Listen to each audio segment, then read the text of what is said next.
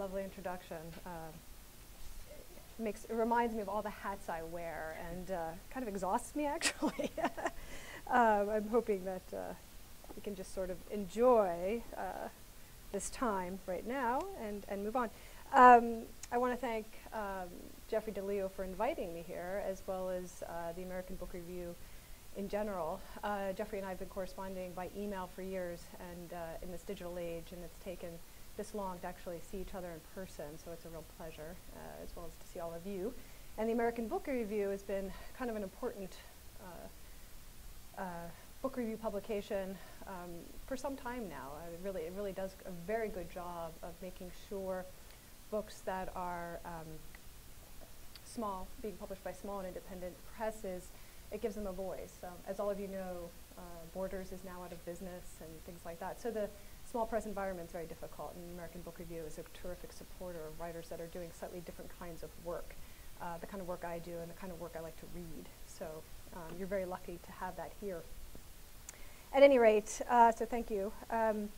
As a kind of acknowledgement of this special occasion, I suppose, what I'm going to do today is actually read a few pages from the novel I just finished, Chokebox.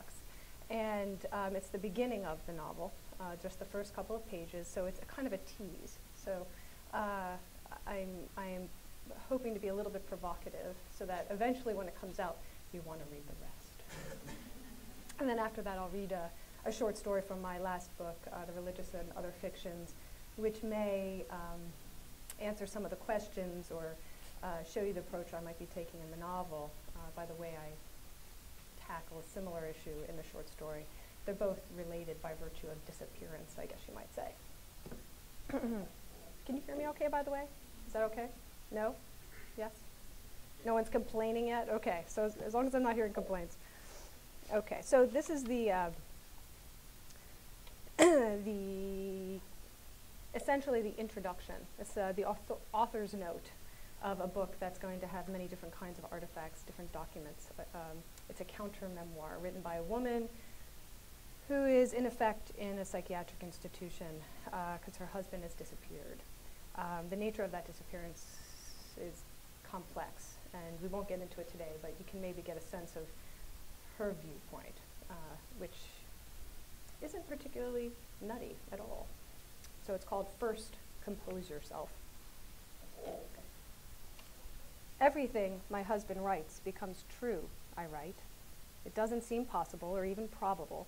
Yet it wasn't long after my husband sequestered himself in his study to write his first book, from the first he called it a memoir, that I began to notice an eerie, if admittedly perplexing, correlation between the recollected events that were taking shape in his papers and certain odd incidents that began to occur in our home.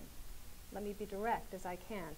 Why be coy any longer? It was as though his solitary work at his desk upstairs was directly influencing our downstairs behavior. Until now, I have never been so frank about my suspicions. I'm acutely aware of how peculiar they sound. The effects, after all, were subtle at first. The cat went missing, then my transmission died. Later, the IRS showed up for an audit. Nothing unusual or extraordinary, as the board can see. Each isolated event on its own merits was merely inconvenient. After all, cats stray, it's in their nature. Cars die, no need to say more about that. Is it surprising, then, I at first believed that the sudden abundance of ill-timed events in our lives was no more uncommon than a hair clot in the bath drain, a temporary obstruction that, with the right tools and a bit of patience, was entirely surmountable. I'll admit I was slow on the uptake. It took me far too long to see the connection between my husband's work and our daily troubles. I've always been too cautious for my own good, and by then, as with most things in marriage, it was much too late to stop what happened from spiraling out of control. For once, I think my mother was right. The most dangerous place a woman can be is the so-called safety of her home. Trouble there will always catch you off guard, even when you already know something's awry. I'm naturally well aware that such an explanation, as usual the review board at Buffalo Psychiatric will press me to call it a confession, won't satisfy the committee of 6 who is now responsible for overseeing the small discretionary movements I once controlled myself. They're a humorless lot, huddled and scoliotic in their mismatched plastic chairs, yet they've never ignored me, never lied to me. They've never even raised their voices during our weekly meetings. True, they are hard to fathom, to get a rise out of, but at the very least, they are reliable. That's more than I can say of my family of late, certainly of my husband, Ed. At night, when the hall lights dim, they never go fully dark here, and my most morbid thoughts surge against the rising chemical swell of my last Dixie cup dosage, I fear I've come to find the board's unflagging equilibrium so soothing that I must have changed as irrevocably as they accuse. After all, they don't nag or bicker, they don't lash out, they don't even roll their eyes at my admittedly snide assessments of their limitations. The ill-fitting suits, the mottled over-fluoresced skin, the predictable short-sightedness in vision as much as intellect. To them, I'm just one case among so many others, and they've heard enough lies and exhortations, from small fibs to outright rants, to make them stony and steadfast, as if rigor mortis were a condition they'd become as accustomed to sporting as their tweed coats with patched elbows. Under any other circumstances, I might have respected their dour commitment. I have a helpless and embarrassing admiration for authority figures. But when someone like me comes along, educated, devoted, and truly still somewhat naive after all that has happened, it's evident they're at a loss. They've already decided that it's my demeanor that's an act, that my story is a desperate woman's fabrication. You've read the statistics on domestic violence, anonymous board member number 4 asks, for instance, referring to the pamphlet he'd given me at our last progress hearing.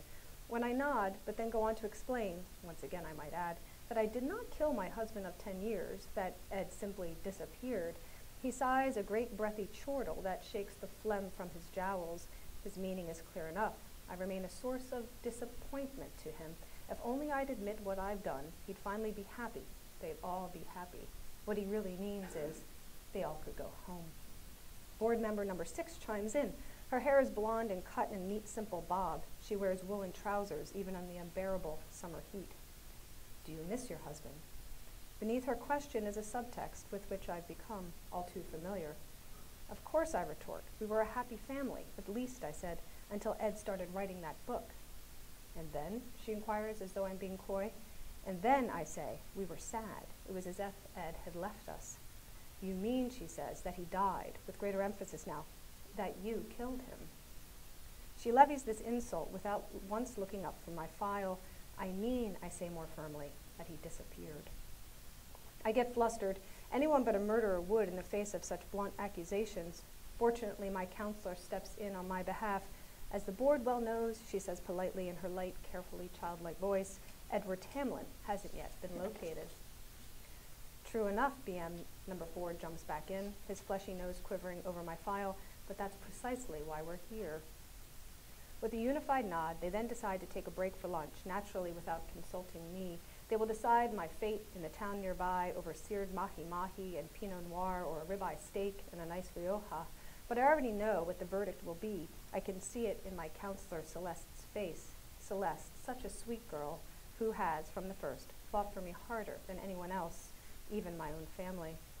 It was at her request, really, that I began this memoir. I resisted at first. I'd had enough of authors and books, the strange violence that in my experience stories lead to.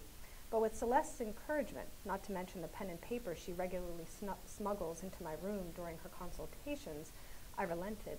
After all, Ed is no longer around to correct his story, and while the memoir he wrote, incomplete at the time of his disappearance, will never see the light of day as long as I refuse to sign the release forms Celeste showed me, I've learned that lawyers have a nasty habit of getting their way, particularly if an alleged murderess is the only obstacle to their share of a profit. So here I am, composing myself, steeling myself against a book that changed the shape of my family, a memoir that took Ed away, sent my children downstate, a book that managed to get me locked up without cause, civil commitment it's called, all that before it's even in print. For now, at the time of this writing, my motives aren't yet wholly clear to myself. I'd like my side of this cumbersome tale to be heard, true enough, but I've learned enough in the past year to realize that airing one's dirty laundry on the line doesn't make it any cleaner, it just gives it slightly greater altitude. And I remain, at least as best I can, a woman who enjoys her privacy. Mainly, I'd like my children to understand one day what occurred in our home, give them a perspective they wouldn't otherwise hear if the board or my mother has anything to do with it. but the cynic in me whispers something much different, more dire, a warning that even now is hard to set down as I just now have, since it once was so easy for me to have faith, to believe in the simple life I was living. Women, don't fully trust the men in your lives, and trust the women even less.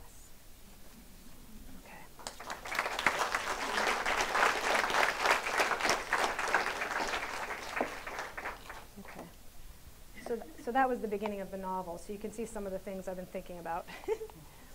So the story I'm going to read now also deals with disappearance, but now it's a disappearing woman. I was writing both of these stories at the same time, actually, and one went the story route and one went the novel route, and they have slightly different perspectives. But this is from the voice of a husband and father. So it's called Amelia Earhart's Last Transmission. I was 12 the day my mother vanished while standing at the kitchen sink. There was a pop, then she was gone. I never saw her again. Let me relate in all simplicity the events that occurred that final day. I know of no other way to describe them. There we were in the kitchen, my father as usual hunched at the table over a pile of toast, Bobby, his mouth full, in front of the refrigerator, while at his feet our baby sister mashed whatever Bobby dropped, a clod of cheese, tomato pulp, with the soft meal of her hands. Meanwhile, across from them, at the far side of the kitchen, my mother washed the breakfast dishes. Already there was a careful stack of plates draining at her side. I have to admit, I was late to the kitchen that morning. My mother had discovered all the bagged lunches I had stashed in the back of my closet, along with the army of ants that lived there. Be quick, Jack, she said, sending me off with a garbage bag and a dustpan. Those were the last words I ever heard her say. Today, 30 years later, I can still remember how my mother smelled that morning, the way the stale scent of sour milk and Vaseline hung heavy around her in the air. I can clearly recall the humidity of her bathrobe, even the resinous bouquet of her gray-flecked skin as she pressed her wrist against her brow. Still, my wife Madeline claims it's the idea of the smell that I really remember, not your mother's scent itself. Madeline then adjusts the tinted glasses she usually wears when she meets patients. Until recently, I'd never seen her wear them at home.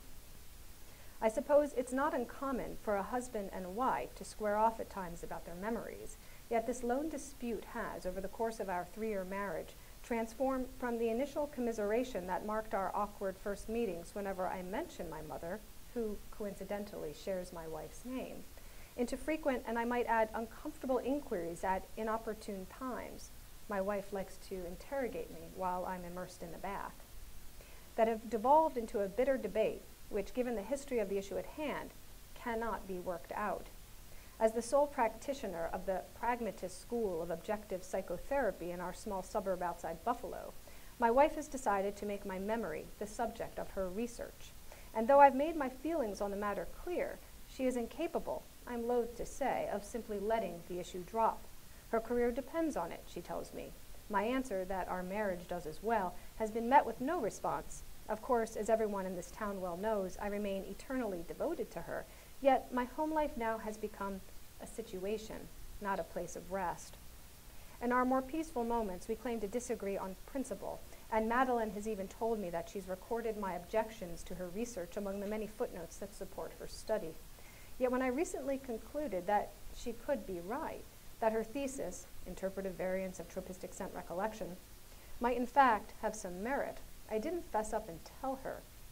I didn't sit her down and admit at once that when our son was born 6 months ago, I noticed she began to secrete a sour smell, much like the scent I still associate with my mother, that if I closed my eyes when my wife was near, it seemed suddenly that my mother was too.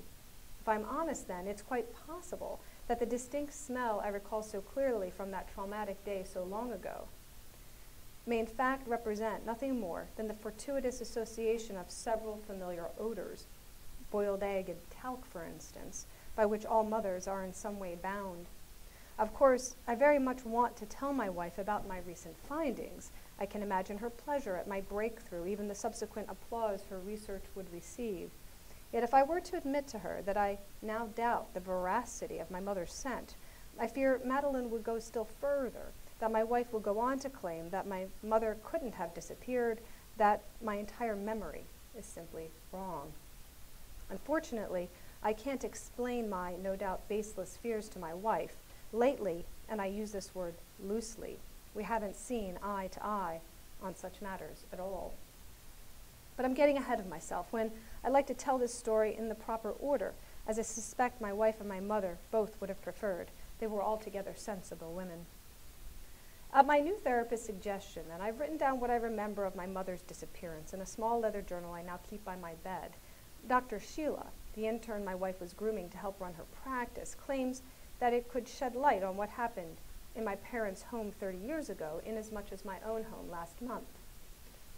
So you didn't see Madeline leave with quite the same plainness as your mother, Sheila says, pushing her long brown hair behind one ear, yet both women are gone all the same. Don't you think it's important to consider the role that untimely absence has played in your life to keep them from occurring again? She smiles in her winsome way, and I find I can't disagree. Sheila, I should note, claims to believe my story, though I suspect she has more reservations than she's let on. Naturally, that troubles me, and though I've said as much to her, she merely smiles as if she believes she knows my mind better than I do myself. Perhaps it's her easy courage, her conviction that she'll sort me out, that's charmed me lately, because without question I've done all that she's asked. I've quit drinking and started yoga. I've cut my hair and now take naps. I've even agreed to her gentle request to write a few words in my journal about my sister Anne, a topic my wife had always avoided herself because at one time she was Anne's doctor. In fact, I met Madeline 4 years ago at Chautauqua Psychiatric as I was visiting Anne. When I signed in, it was Madeline who, clipboard in hand, escorted me to the observation room with its straight-back chair and one-way mirror. Shortly after, we went out on our first date. At the time, I was a realtor, and Madeline was looking for a home.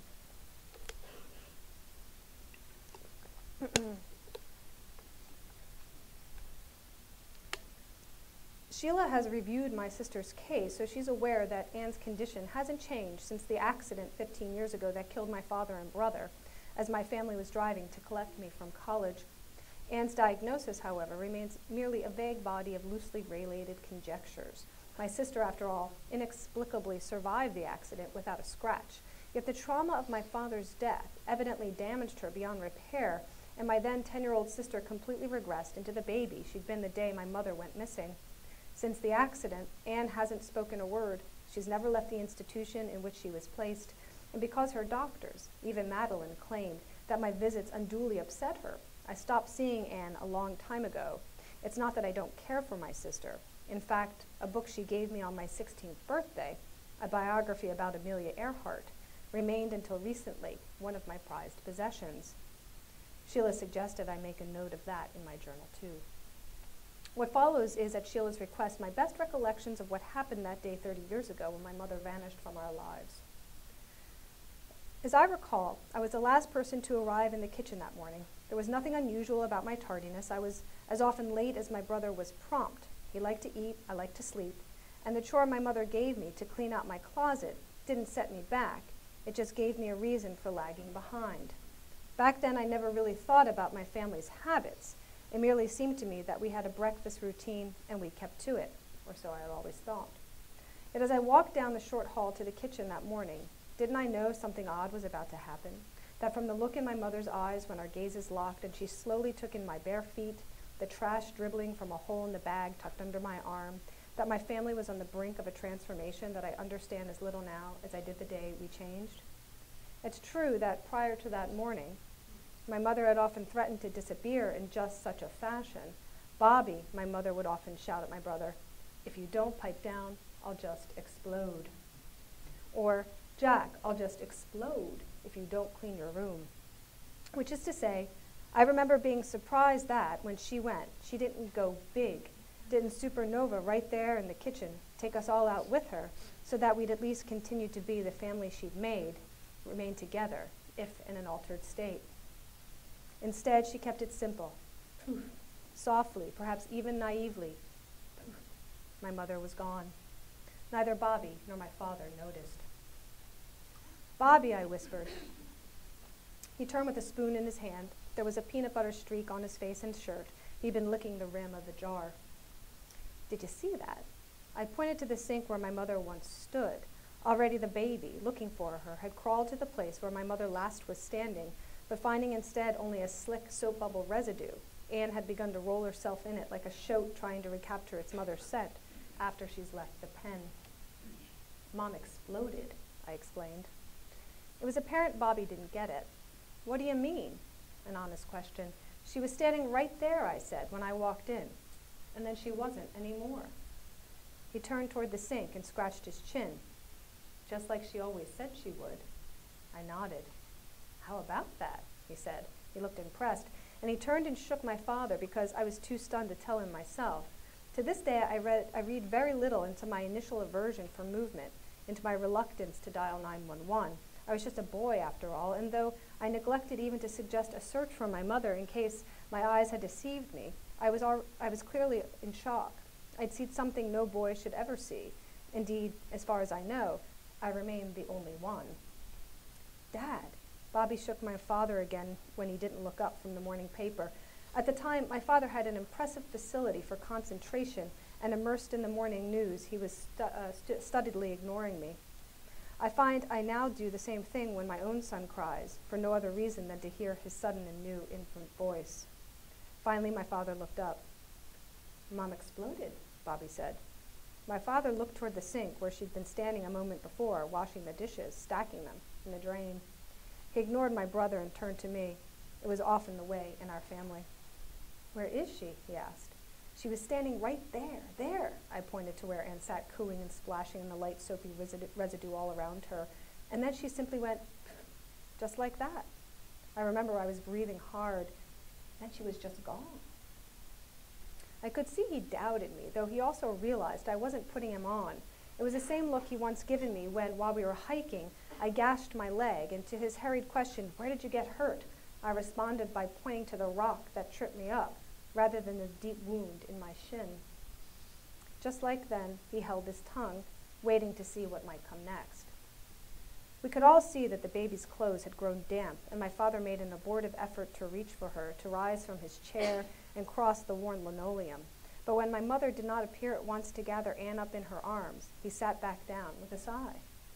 "How about that?" he said. He looked as stumped as the rest of us. I remember thinking that if the three of us looked so much alike at that moment, I must have suddenly grown up. The baby was making a faint gurgling sound as she clapped her hands, and noting that she was drooling a fine thread of spittle into my mother's remains, I wondered if I ought to sponge up what was left of my mother before Anne inevitably contaminated my mother's final syrupy traces with another kind of mess altogether. Bobby, meanwhile, was wrapping his sandwich in a plastic bag. We were late for school. He didn't seem worried, and at that moment, his indifference was a great source of comfort. It was clear he thought she'd be back. "Has Mom ever exploded before?" Bobby asked, packing the sandwich and several cookies into a paper bag, then stuffing the bag inside his shirt. He'd done the same thing every morning since starting the year at PS 99. It left his arms free, he said, if he had to run. Like me, he was often bullied. Unlike me, he was rarely caught. My father thought for a moment. "Once." He thought some more. "Just after you were born, but she came back a few days later, right in the same spot, as if she'd never left." Bobby nodded, then looked at the sink. "Maybe we should wait for her here then." He just wanted to play hooky. I knew it. I'm sure my father did too, but the logic seemed sound to us all. "Good idea," I added. Really, what else could we do? My father nodded and then cleared his throat. "Right." He pushed his chair back from the table. "Pick up the baby," he ordered. "I'll make breakfast." We didn't trouble to tell him then that there was plenty of biscuits and jam on the counter behind him, because already he was cooking up a hot meal of eggs, bacon, and blueberry pancakes, and back then Bobby was always hungry. So he cooked and we ate, and though no one washed dishes, I did change the baby. Then later, while my father slept at the table, his head in his hands, Bobby and I turned to the small TV that my mother often watched while she cooked. No one answered the phone. By dinner time, when she hadn't returned, I think we all knew she wasn't coming back, though we weren't willing yet to admit it. "How about that?" my father said, standing by the sink, running his fingers through the clear film that by then Anne had trailed around the room. There are pieces of bananas stuck in it now, and Bobby had tracked in with his shoes, and since I'd never dumped the garbage from my room, A small army of ants had escaped the plastic bag and had found in my mother's remains a new source of nutrition. They were busily carting her off to their home. I remember thinking that perhaps she'd be happier there. So we waited. We sat in the kitchen for days, waiting for my mother's return. She deserved that much. But 3 days later, when she had not come home, my father rose from the table. "You've got to go to school," he said. We nodded. It was true, and anyhow, we'd grown bored. The novelty of my mother's disappearance had worn off. We were sad, but we'd also grown tired, and the baby had a rash. Waiting, my father explained, won't bring her back, and she'd want you to keep up your grades. We nodded solemnly and ran from the room, and though he and my brother kept a vigil again in the kitchen that evening, and for several evenings after that, I refused to join in. To this day, I still have an aversion to kitchens, though as Madeline has noted in her study, I'm drawn to loiter outside them, waiting as my mother once often did, in the displaced air of their doorways, weightless between what my wife describes as a dwelling's public living space and the private heart of every home. I've tried not to read too much into her artless taxonomy. In fact, in the months before my wife also vanished, I tried to read very little into what she said at all. It had become too difficult to figure out what Madeline meant, what I might otherwise describe as her insinuations, when she continued to hide behind her tinted glasses. I said as much to her directly, of course. I even asked her to take them off. "Don't be ridiculous," she said. It was not an uncommon response. 6 weeks have gone by since then, and as far as I now can tell, Madeline was never truly interested in the precision of my memory, or even how it is that I have such a keen sense of smell. As she often explained, the char effect on memory is a thoroughly documented and even normal response to complications associated with trauma. Smell channels memory, she said, then interpretation arises. So if a good therapist can identify a scent precisely, the memory associated with it will lay itself bare like an exposed choke beneath a frond of petals. I'd always thought that was Madeline's object, to peel my mind back as though it were a copse of fierce vegetation. If so, she didn't succeed. Whatever her motives, Madeline was an ambitious psychotherapist. The notebooks I've paged through since she vanished have done nothing to disprove that. That I have to admit that I was surprised to discover that though I thought she was taking notes about my peculiar history, her journals were instead filled with phrases whose meanings I still can't decipher, such as phantom syntax hood, and steely bob, and even glottal stop penetration, a code that clearly has nothing to do with me. I've since shown the books to Sheila on the off chance that Madeline's code might represent the jargon of their shared science. Agitated, she flipped through them, then informed me that regrettably she couldn't read Madeline's penmanship. It's suspicious. I'm sure Sheila knows much more than she'll admit. Since then, I have come to believe that my wife's research was less about me than her own inevitable disappearance. I'm sure she didn't realize it. Madeline would be the first to say that we're often so bound up by affairs of the past that we fail to correctly interpret the present. I've tried to question Sheila about it. For a time, she and my wife were close. "Did you know Madeline was leaving me?" I recently asked her. Something like a wince crossed her face as we sat side by side on the sofa, but she relented, perhaps because of the look in my eyes, or was it the baby's eyes as I rocked him to sleep, though I didn't expect what she said. "Were you aware," she said softly, "that Madeline drove down to Chautauqua shortly before she disappeared?" I'm sure I frowned. Madeline had no reason to go visit my sister. "What do you know?" Sheila looked uncomfortable. It was a conflict of interest to describe my sister's status. Anne, after all, was Madeline's patient, not hers. There was a long pause, and then she said simply, "Madeline claimed that Anne wrote to her, that Anne asked her to come." That was impossible, of course. Anne hadn't spoken in 15 years, as Sheila well knew. If Anne had, her doctor would have called me at once. To this, Sheila just shrugged, as if she knew nothing else. I suppose that I'm lucky that my own child, John Robert, we named him after my father and brother, is too young to have a memory that will one day haunt him, that unlike me, when he gets older, he won't remember the faint aroma of dried mustard that rose off his mother's skin that morning, like dew evaporating in the first warmth of the sun. Of the two of us, abandoned both, he is clearly the more fortunate. It is not uncommon for parents to feel envy for their children's youth, for the lives they have ahead of them. But what about our jealousy for their short-lived ability to forget? From what Madeline once hinted to me, I gathered that she would have preferred me a similar amnesiac. It has even since occurred to me that her recent disappearance might be nothing more than a ruse, a new phase in her continuing research. So while I still believe that Madeline will one day return to us, a bound manuscript clutched in one hand, Sheila is right about one thing. This second disappearance has changed me as irrevocably as the first. People go missing as easily as small objects do. Evidently, it isn't so unusual. And for what it's worth, I've told her, I don't wonder anymore where lost socks go. I won't search for misplaced keys. I've even given Anne's biography of Amelia Earhart away. Unfortunately, Sheila doesn't regard my new mindset as progress. Jack, she said, do you believe all women disappear? After a moment, I took my son from her arms. There was no need for a response. A few minutes later, she left. The next morning, I drove down to Chautauqua. Were there any new developments, I asked Anne's doctor as we watched my sister through the one-way mirror. He was bored by my question. My sister, after all, was clinical. There hadn't been developments in years, he stressed. He tapped the mirror. Anne didn't move. How many times, he said, have you been told that?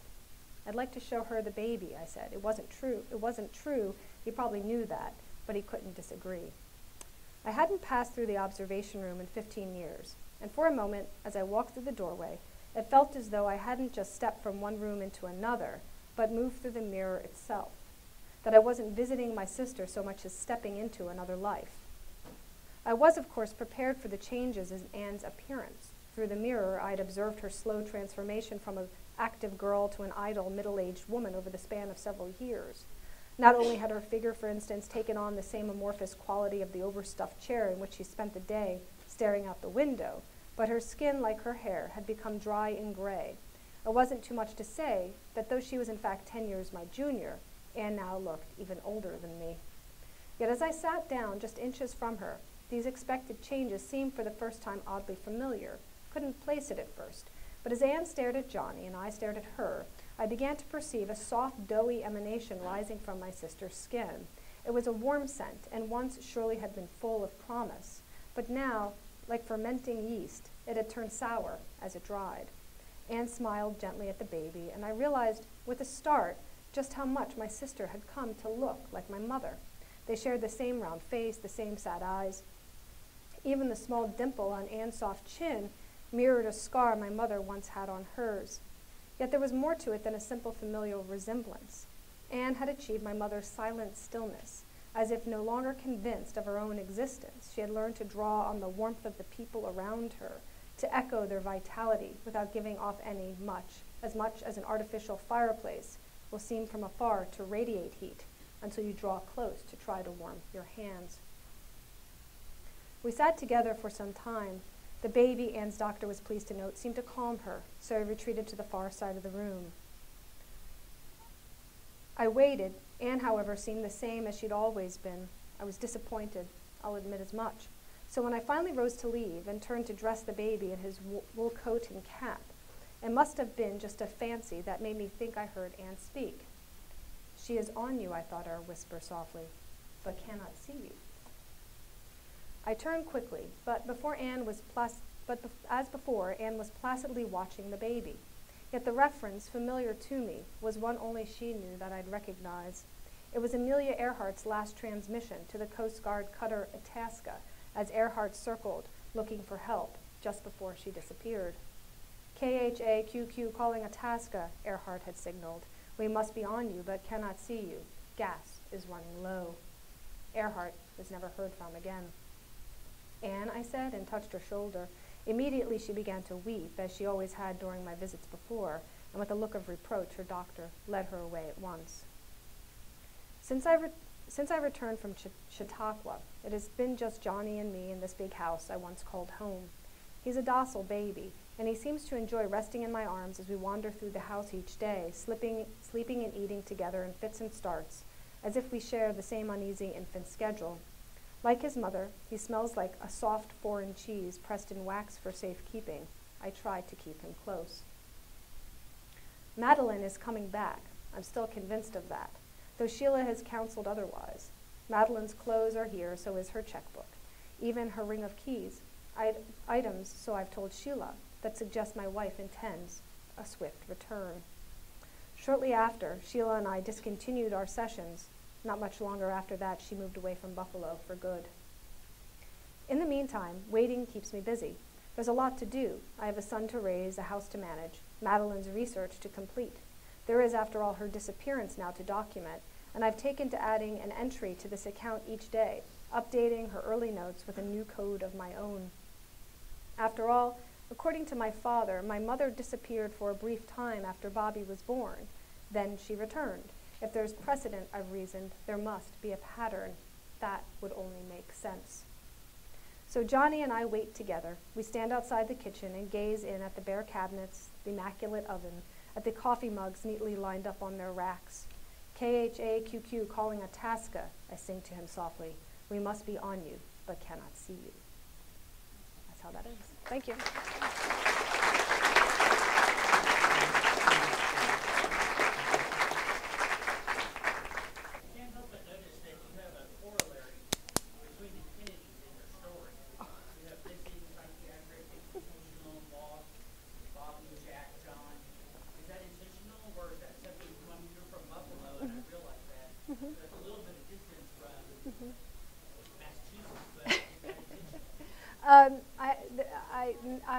It is not intentional to have any correlation to the Kennedys. It is very much intentional to try to relate memory, sanity, and the way we talk about our lives together. And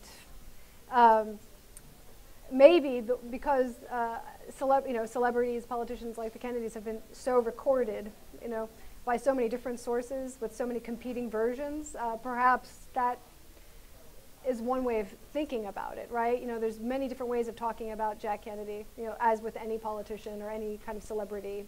And they're oppositional and adversarial, right? So you don't really know where to put your finger on the truth.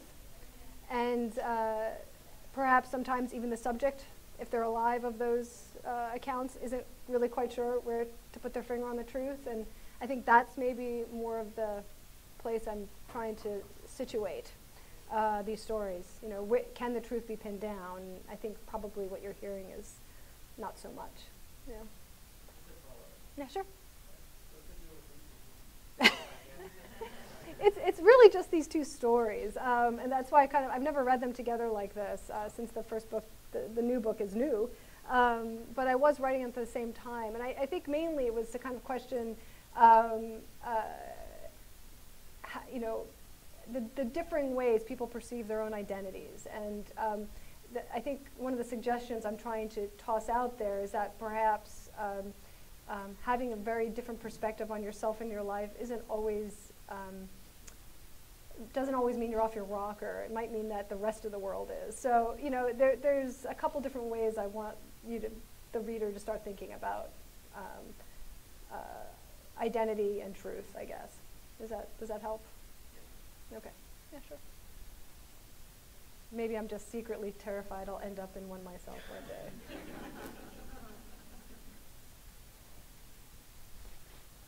Yes.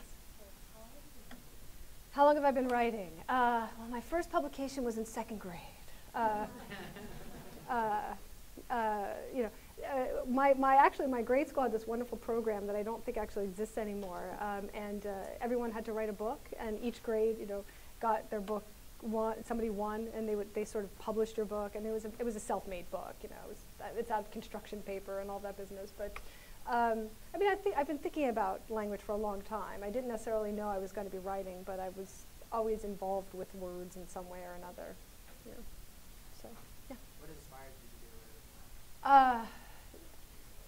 I guess books I like to read.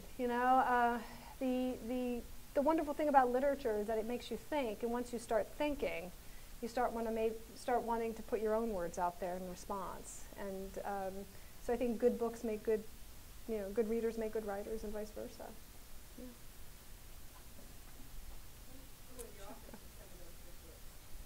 Yeah.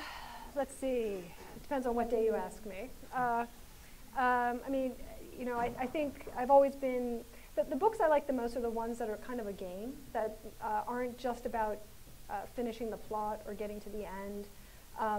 Those books oftentimes, they have one or two endings, like a good wedding movie, right? The people either get married or they don't. It might be lovely acting, a great movie, but you kind of know what the ending's going to be. They're either going to get married or they don't. So I guess the books that I'm most interested in are someone like Vladimir Nabokov's, like Pale Fire or Lolita. And you read those books and you don't quite know where to position yourself. You don't know who's telling the truth. There are different parts you have to put together to see how it adds up. And you come out of books like that with a definite story, but it's a story that's also variable. You can think about it in different ways by the time it's done. Right now I'm reading a book called Remainder by Tom McCarthy. He's a British writer, and I'm literally maybe on page 50 of it right now. I was reading it on the plane down here from Buffalo, and it's about a guy who has been hit on the head by something high up. He doesn't have any memory of doing it, of being hit. He's also been legally disposed to not tell what happened, so he can't really admit what happened in the book. So it's all about him trying to recover his memory, trying to recover his sense of his body because he had some brain damage, and also trying to feel real again because he feels like somebody else. So it's a very peculiar book, but there's a distinct sense of story. It's a really lovely book so far. Kind of curious where it's going to go.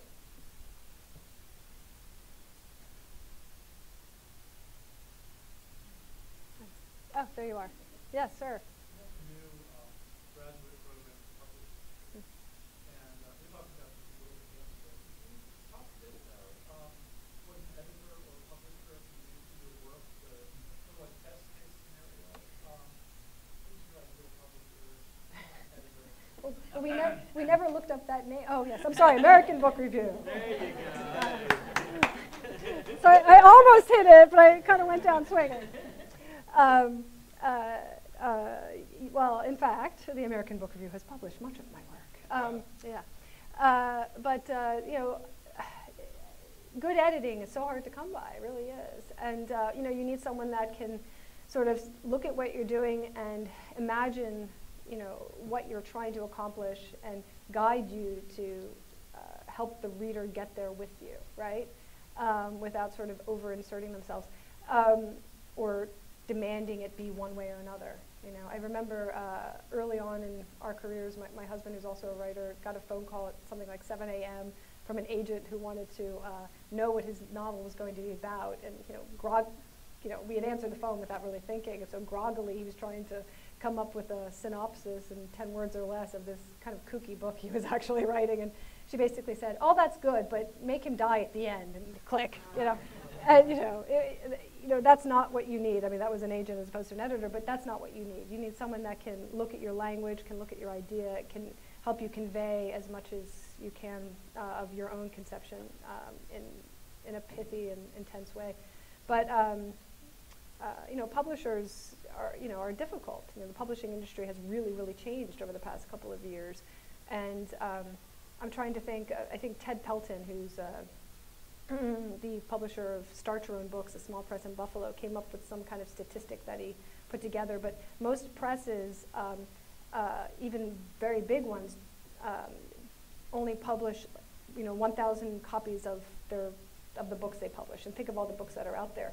They're really counting on staying in business by publishing folks like Dan Brown, the guy that wrote the Da Vinci Code, who's a multi-million-dollar industry in his own right. They survive because of writers like that. So they're not really looking for interesting books. They're looking for top-selling books. And so, once you get in print, if your book doesn't sell within 60 days, it goes on Remainder. And most books, as soon as they're released, are at a discount on Amazon already, right? So it's just very difficult to succeed in this publishing market. So, what you want is a publisher who will keep your book in print, who will cultivate you, send your book out there, distribute it, make sure people get copies of it without sort of selling it off so that no one ever gets to see it. I don't know. And then we never looked up the name of that publisher I was trying to talk about. Yeah, we forgot. Okay. Wheeler? Is that I was doing this for 2.5 hours in the car on the way down from Austin with Kyle, trying to remember a particular publisher I like. Yes?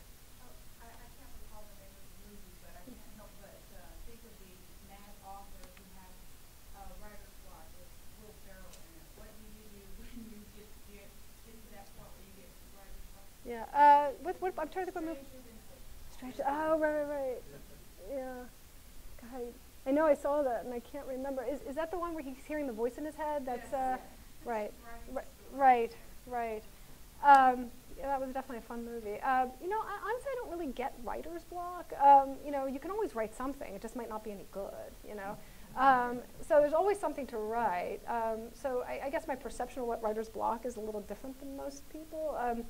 I think you can always write, and hopefully if you just keep doing it, even if it's not the greatest thing you're ever going to put out there. It's only between you and the paper. It just goes into the desk drawer. And so you just keep plugging away, and if you keep doing that every day, there's a lot of days in a year. Something's bound to come of it. So. Yeah. Okay. Oh, there's a couple one of more question. Okay. Oh. I'm not real familiar with it, but do you like to write? Is there more depressing than is there more joyful stories? See, I actually thought that was really funny what I read. So. It's called dark humor. Yeah. I suppose most of that was very much supposed to be sort of understatement and tongue-in-cheek. But I think by the end, oftentimes they're not depressing.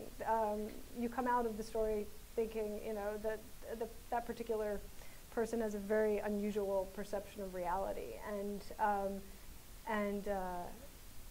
perhaps there's one way of thinking about it that it's a comfort, because I think probably everybody here, there's 100 different people here, probably have very different perceptions of reality, and it's okay, to see things differently. I think that's probably that's pretty much the way I like to think where I'm starting from with those stories. So.